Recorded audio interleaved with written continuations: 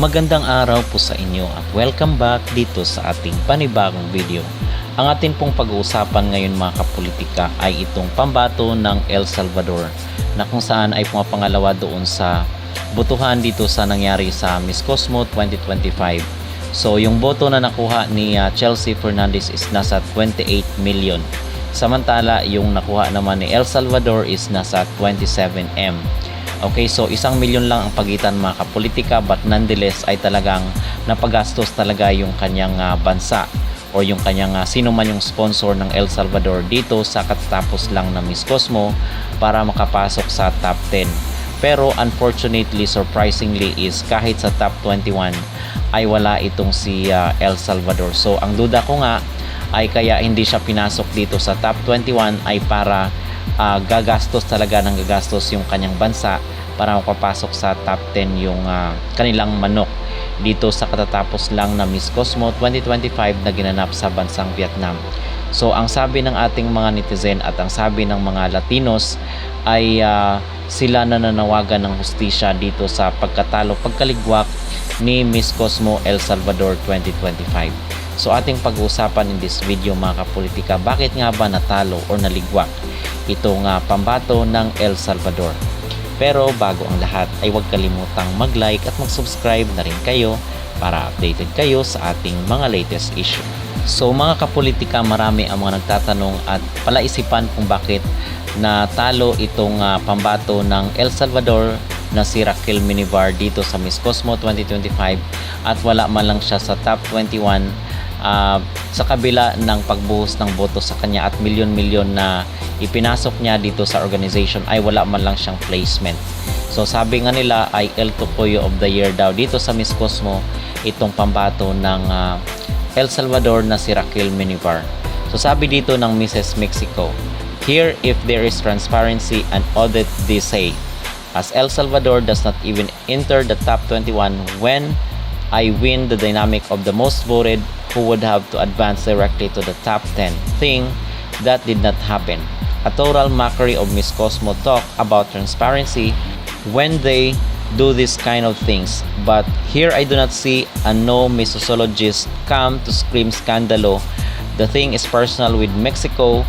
There if all raise their voice because they do not stand, but here I see them very quiet." So ito ang post ng Mrs. Mexico mga kapolitika na sa kabila ng ipinasok na salapi nitong si Miss El Salvador ay wala man lang siya sa top 21. So ito nga ang sabi dito sa post rin sa TikTok, "Cooking show. How is it that El Salvador is left out of the top 21 when she has basically done everything in her will as to what y'all were I guess looking for? She connected with a whole over country and created a fan base in Vietnam." So actually napag-usapan na po natin ito doon sa ating mga naunang video mga kapolitika, ang posibilidad, the biggest possibility kung bakit natalo itong pambato or manok ng El Salvador. So na-mention natin na it might be doon sa kanilang closed door interview na isa sa mga pinaka-crucial dahil kinikilatis doon ang bawat candidate. So doon siya nadali sa closed door interview. Kasi nakita ko naman yung kanyang performance dito sa swimsuit, sa evening gown. Okay naman ang pambato ng El Salvador. Pero yung hindi natin nakita at narinig is doon yung nangyari sa kanilang closed door interview na kung saan is kaharap yung mga hurado. So yun yung pinaka-reason. So ang masasabi ko naman dito sa kanilang comment sa social media na bakit wala siya sa top 21 gayong napakalaki ng pera na naipasok rin ni El Salvador dito sa kanilang organization. So sa tingin ko is tapos na yung top 21 bago nagbagsak ng boto itong si El Salvador. So last minute na kasi siya umarangkada doon sa kanilang People's Choice.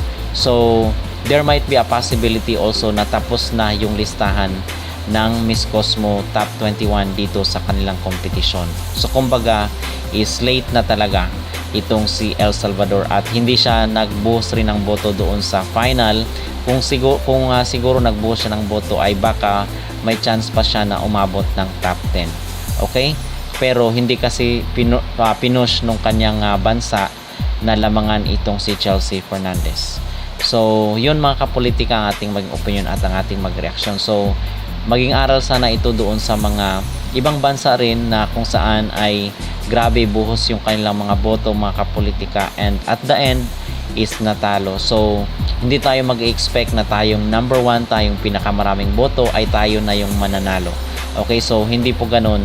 At dapat is pag sa isang kompetisyon, it's not always winning. Sometimes it's also losing. So, kung nasa kompetisyon ay dapat na mentally prepared ka doon sa sa moment na matatalo ka at sa moment na mananalo ka. So, dalawa yan mga kapolitika. Hindi pwedeng ang ang mindset is panalo lang, kasi yung disappointment doon is napakalaki kung hindi tayo mentally prepared. Yun ang aking maging opinion at ang aking magreaksyon. Kung kayo ang tatanungin mga kapolitika, ano sa tingin nyo ang reason bakit naligwak itong si El Salvador sa kabila ng napakalaking halaga na kanyang ipinasok dito sa Miss Cosmo 2025? Mag-comment down below at huwag kalimutang mag-like at mag-subscribe na rin kayo para updated kayo sa ating mga latest issue.